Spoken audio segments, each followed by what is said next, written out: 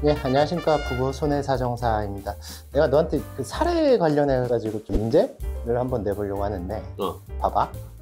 피보험자가 이제 나이가 좀 있었는데, 결혼을 하지 않고 부모님이랑 같이 살았었어.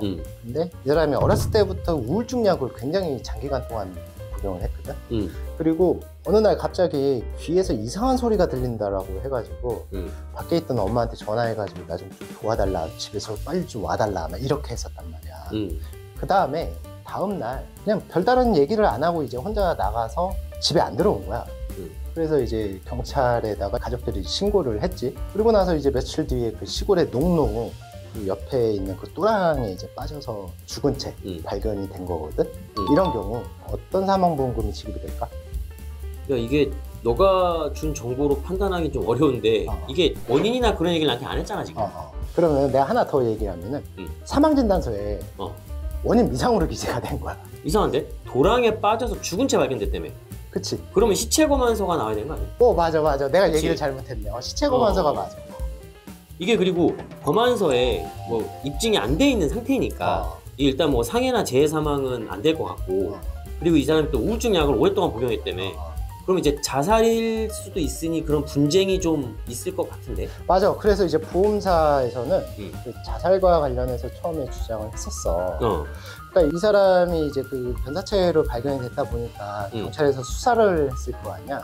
그래서 경찰 기록을 확인해 보니까 장기간 동안 우울증 약을 복용했었고 또한 사망하기 전날에 한청 증세가 있었다라고 하는 거는 진짜 제정신 아닌 상태일 정도로 될 수도 있단 말이지. 그치. 그래가지고 보험사는 그거 가지고 자살이네 이런 식으로 주장하긴 했었지. 근데 아까 농로 또랑에서 사망했다고 했는데 그 깊이가 사람이 또 죽을 깊이는 아니잖아. 낮잖아. 그치. 그래서 나도 이제 보험사한테 얘기를 했던 게 그러니까 죽으려고 하면은 좀 더 확실한 방법으로 죽음을 선택을 하게 되잖아. 그치. 근데 또랑이라고 해봤자 뭐 우리 정강이 정도밖에 높이가 안 될 거고. 그치. 그때 경찰 기록을 보니까 수심이 5cm 정도? 이 정도밖에 안 됐다고 하니 당연히 거기선 죽지는 않을 거 아니야. 불가능할 것 같아. 그래서 우리가 이제 보험사한테 얘기를 했던 거는 이 방법으로 죽음을 선택한다는 건 말이 안 된다. 그렇기 때문에 이건 자살이 아니다라고 우리가 주장을 했었던 거지.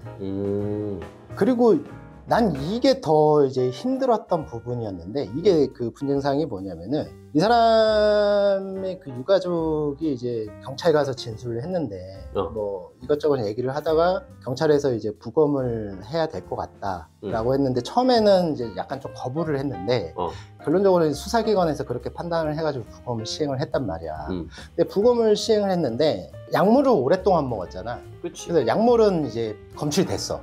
또한 이 사람이 사망하기 전에 그 CCTV 영상을 확인해 보니 그 집 근처에 저 편의점에서 소주 한 병이랑 맥주 한 캔을 사가지고 먹었는데 솔직히 소주 한 병이랑 맥주 한 병 같은 경우 큰 양은 아니긴 하잖아. 근데 이 사람이 평소에 술을 못 먹다 보니까 그날 그거를 먹고 그 자리에서 넘어진 거야. 비틀거리면서. 그럴 수 있지. 그리고 다시 일어나서 비틀비틀 하다가 사망 장소까지 걸어가는 모습까지 확인이 됐어. 그래서 부검 결과에서 알코올도 검출됐거든. 먹었으니까 나올 수 있지. 그래서 이제 부검 결과에서 뭐라고 했냐면은 알코올이랑 약물이랑 화학 반응이 일어나서 급성 중독사의 가능성은 있다. 근데 이걸로는 사망의 원인이라고 보기는 어렵다라고 하고 더해서 뭐라고 했냐면은 급성 약물 중독으로 인한 저체온사의 가능성을 배제할 수 없다라고 부검 결과가 나온 거야.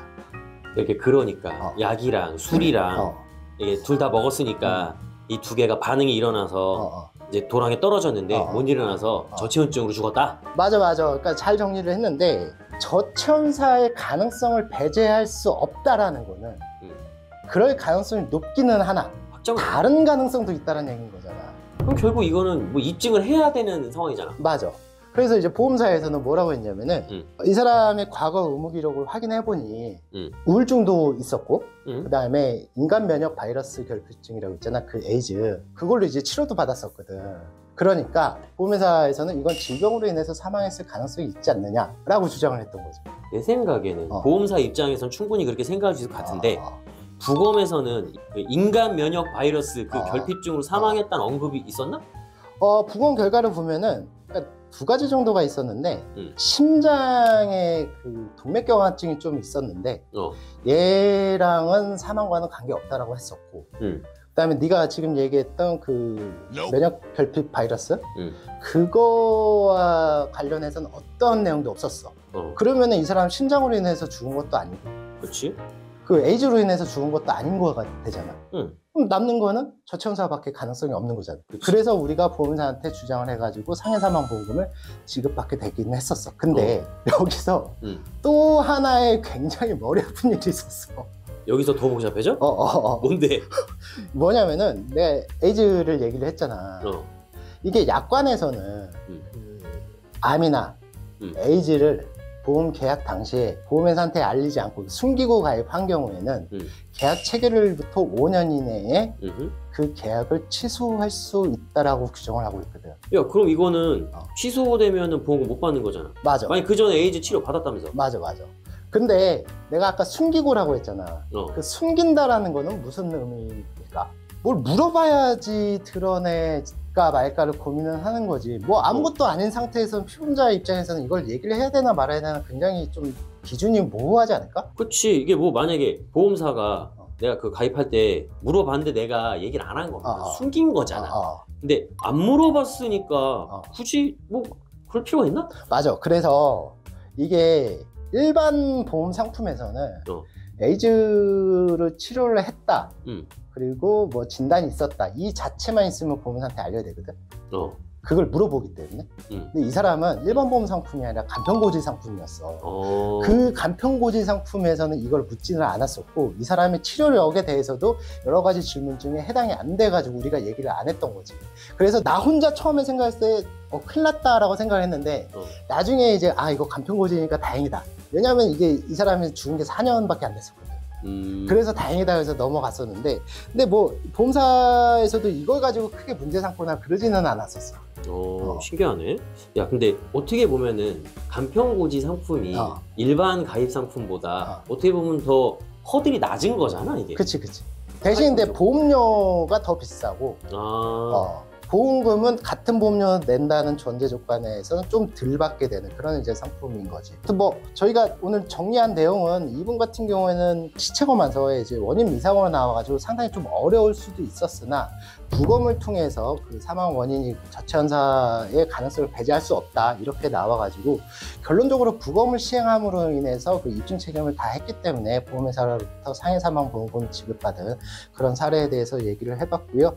도움이 되셨다고 한다면 좋아요, 구독, 알림 설정 부탁드리고 도움이 안 됐다고 하더라도 다음 동영상에서 분명히 또 도움이 될 테니 좋아요, 구독, 알림 설정 부탁드리도록 하겠습니다. 예, 감사합니다.